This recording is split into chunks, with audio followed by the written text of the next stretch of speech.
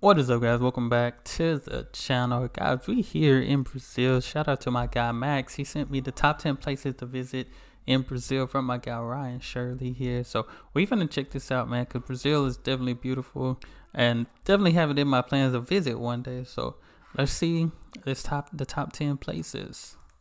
My name is Ryan, and I want to share with you my favorite places in the incredible country of Brazil. So here's my Brazil top 10.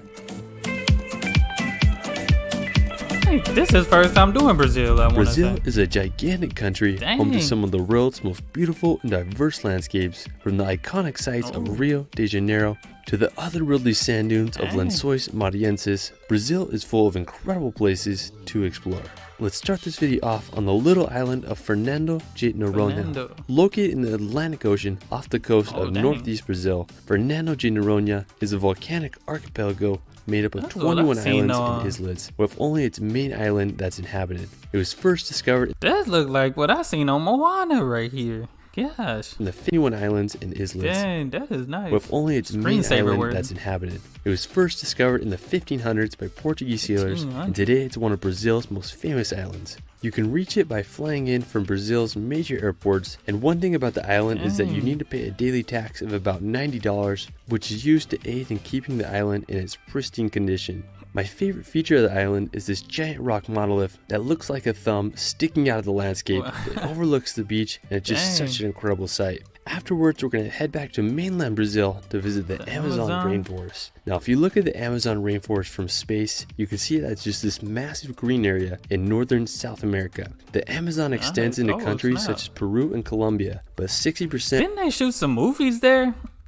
I feel like I seen this like in a movie, maybe like a Jurassic Park, or they had a movie called Anaconda. Amazon extends into countries such as Peru and Colombia, but 60% of the Amazon rainforest is in Brazil. An interesting fact about the Amazon is that it's home to the largest collection of animals and plants in the world. From pink river dolphins to scarlet macaws, the Amazon is home to so many creatures. It makes me wonder what other undiscovered animals remain hidden in the vast rainforest. If you're wanting to explore Brazil's Amazon, your starting point is probably going to be the city of Manaus. Man, that is nice. It's this massive city built right in the center of the Amazon. It was founded back in 1669, and today it's Brazil's 7th largest city and has a population of over 2 million.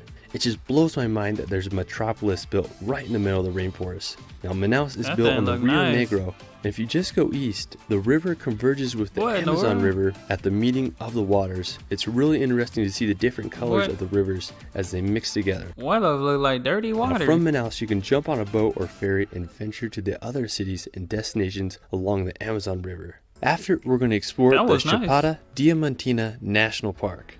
Located in the state of Bahia in eastern Brazil, Chapada Diamantina is this massive national park that's home to incredible landscapes. Now, one of my favorite features of the park is its plateaus. They remind me of the Tepui in Venezuela. Now, you can get a great view of them from the Morro da Pai Inácio. It's this fairly easy hike that takes about 15 minutes, and you'll get a magnificent view of the area. Another stunning feature of the park is the Cachoeira da Fumaça, or Smoke Falls. It's the second tallest waterfall in Brazil with a height of 340 meters. The waterfall is so tall that by the time the water reaches the bottom, it's a mist, hence its name Smoke Falls. Now, afterwards, we're going to visit Lençóis Maranhenses. I have never seen nothing like this. This is incredible. Located in the northeastern part of Brazil, Lençóis Maranhenses is not only one of the most unique landscapes in Brazil, but all of South America. It's this almost endless array of sand dunes that fill up with these Caribbean blue lagoons during the rainy season. You may recognize this landscape from the Planet Vormir in the Avengers movie. Now, the lagoons are a great place to go kite surfing or just go swimming. Now, the best time of year to visit the dunes is from June to September. This is when the lagoons. Dang, what do you park at? You can drive on it. I was like, what do you even park to get there? And the sun isn't as strong. You can explore the dunes by taking a tour on a 4x4 car, or you can also rent ATVs or go horseback riding to see the wonders of this otherworldly place. Another nearby spot in northeast Brazil with similar landscapes is Jericoacoara. Nicknamed Jerry, it's a small fishing village that is home to some more sand dunes that are surrounded by the ocean. It's known as one of the best places in Brazil to go wind or kite surfing. One thing that I thought was really interesting about Jerry is that there's not really roads in the village, just sand paths to walk through. Now afterwards, we're going to visit Chapada dos Veadeiros National Park. Now located in the Brazilian highlands in the state of Goiás, Chapada dos Veadeiros is one of Brazil's most beautiful national parks. One of my favorite features of the park is its waterfalls, and one of the best places to view them from is Mirante de Janela. It's a decent hike to get there, but you'd be able to get a view of the powerful waterfalls. Another interesting place in the park is Moon Valley. It's home to these really unique rock formations that have natural pools and a river that runs through it. Afterwards, we're going to head down to southern Brazil to visit Iguazu Falls. Now, after Venezuela's Angel Falls, I think Iguazu is one of the most recognizable waterfalls in all of South America. It's located right in the Brazilian and Argentina border. Look at that. These are like the videos or the pictures that I usually see on like screensavers, wallpapers and stuff.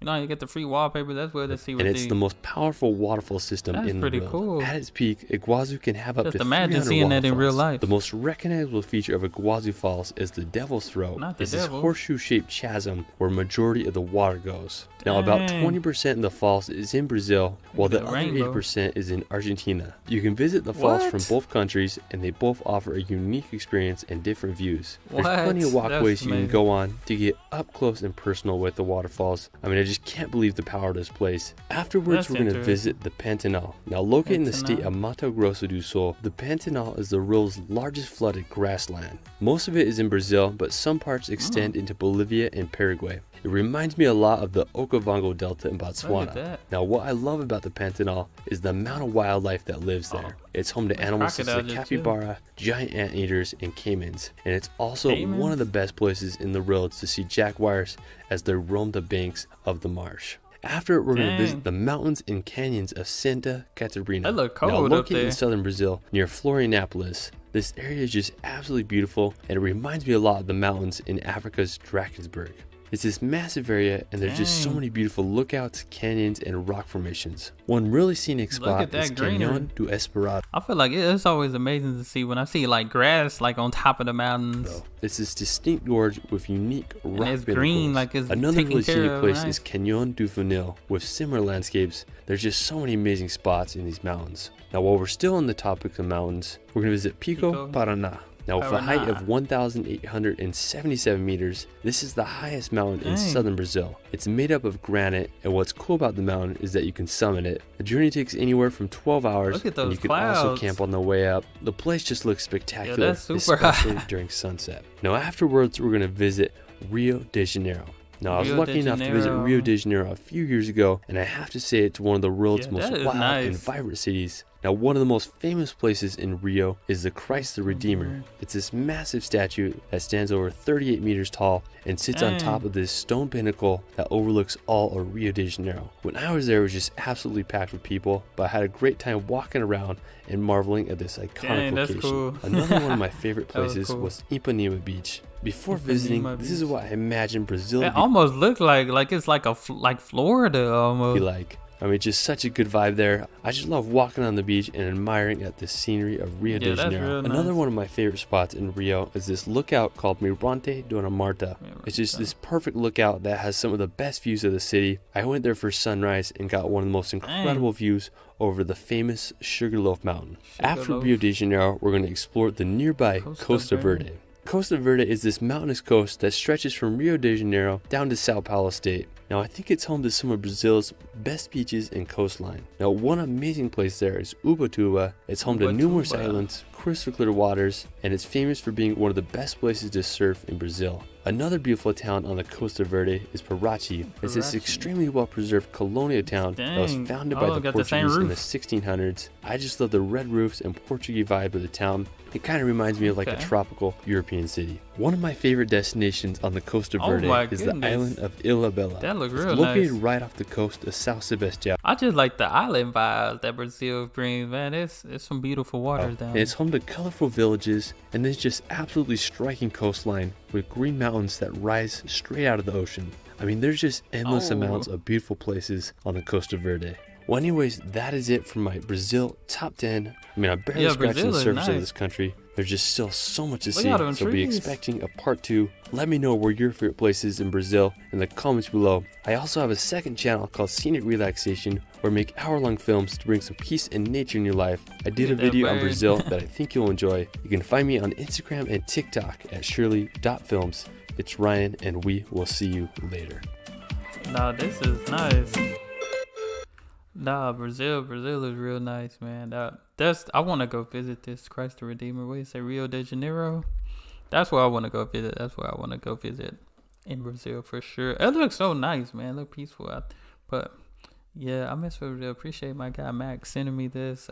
Definitely got a lot of love for Brazil. I checked out quite a bit of videos from Brazil. So, but yeah, definitely a nice place. Gotta visit. But guys, that's all I have for this video. Y'all let me know which one your favorite place. Like I like all of it was nice, but Rio de Janeiro, that's where I want to visit for sure, because I want to go see that statue. But that's all I have. Y'all hit that subscribe button, and y'all be blessed, be the best, and be you. I'm out.